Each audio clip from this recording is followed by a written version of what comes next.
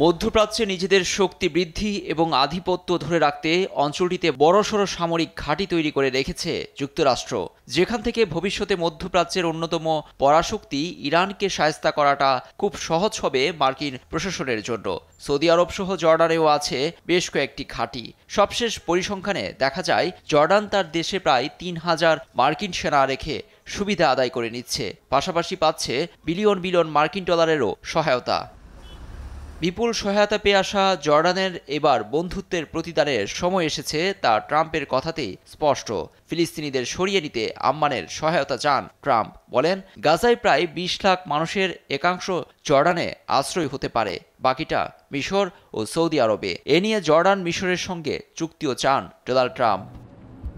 ট্রাম্পের কথা অনুযায়ী গাজাবাসীর পরবর্তী আশ্রয়স্থল মিশর জর্ডান। তবে তা প্রত্যাখ্যান করে মঙ্গলবার ওয়াশিংটনে ট্রাম্পকে বোঝাতে ছুটে যান জর্ডানের বাদশাহ আবদুল্লাহ।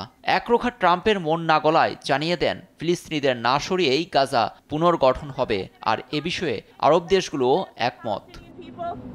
পরিকল্পনায় সায় না দিলে মিত্র মিশর জর্ডানের সামরিক ও সহায়তা বন্ধেরও হুমকি দেন মার্কিন প্রেসিডেন্ট।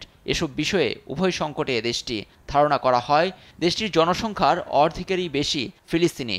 নতুন করে ঢলের সংখ্যায় ফিলিস্তিনি বংশোদ্ভূত ও নন ফিলিস্তিনিদের অস্থিরতায় নতুন যোগ হয়েছে মাথাব্যথা। তবে চাপের মুখে ট্রাম্পের পরিকল্পনা মেনে নিলে হুমকিতে পড়বে জর্ডানের সার্বভৌমত্ব, এমন বার্তা দিচ্ছে আরব সেন্টার ওয়াশিংটন ডিসির নির্বাহী পরিচালক খলিল জাহসান। তার মতে, জর্ডানের রাজনৈতিক দলগুলো নতুন করে ফিলিস্তিনিদের আশ্রয় দেয়া কখনোই মেনে নেবে না।